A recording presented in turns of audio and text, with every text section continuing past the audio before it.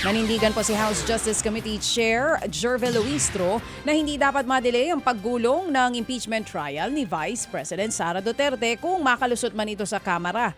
Ang giit po ni Luistro, nakataya sa impeachment ang interes ng publiko, kaya dapat na mabilis ang aksyon ng gobyerno. Dahil po dito, inaasahang papangalanan din agad ng Kamara ang mga mambabatas na tatayong House Prosecutor sa impeachment ng bise oras na matapos ang botohan sa plenaryo. Nilinaw naman ni Luistro na pwede rin kumuha ang Kamara ng mga pribadong abogado para makatulong sa prosecution.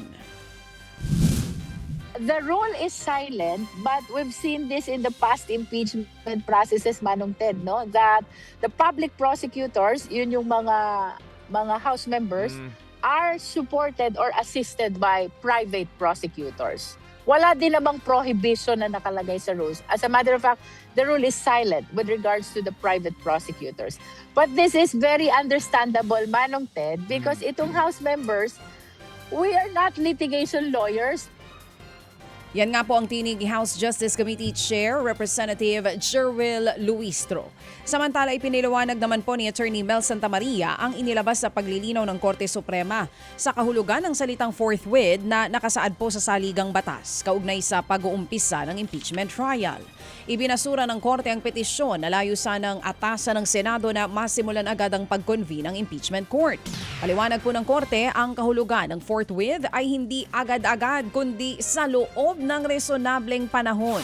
Maikli man o kaya'y mahaba para mabigyan ng sapat na panahon ng Senado na mapaghandaan ang paglilitis. Ayon kay Santa Maria, lumalabas na ibinigay na ng Korte sa Senado ang diskresyon o kapangyarihan na magdesisyon kung kailan nila sisimula ng impeachment. Hindi gaya noon na obligado ang Senado na simulan agad ang paglilitis. Dati, pagkaisip natin, yung ibig sabihin ng forthwith ganito, gawin mo na ngayon. Pero ngayon, ang sabi ng Korte Suprema, gawin mo na kung handa ka na. Siguro nagbabalanse rin ang Korte Suprema sapagkat ayaw nilang mabatikos ulit na nag-encroach sila o nag-overreach sila sa mga internal business ng Senado. Kaya medyo iyan na lang ang ginawa nila. In a sense, binigay rin nila sa Senado ang pagde-decide kung gaano katagal o gaano kaikli. Kaya lang ang problema dito sa paglalagay mo ng which may be longer or shorter ay nadidiminish ang sense of urgency ng impeachment. Yan nga po ang tinig ni Attorney Mel Santamaria. Samantala, kinumpirma po ni DFA Secretary Teresa Lazaro na nasa Paris, France na nga si dating Congressman Zaldico. Galing daw ang naturang impormasyon sa isang diplomatic source ng DFA na hindi na nila isinapubliko. Inatasan na raw ni Lazaro ang Philippine Embassy sa Paris na alamin ang mismong kinaroroonan ng dating mambabatas. Nauna nang lumabas sa mga ulat na nag-apply daw ito ng political asylum sa Pransya matapos nga pong mahuli sa Czech Republic. Pero tikom din ang bibig ng French envoy nang makipagpulong kay Pangulong Marcos Jr.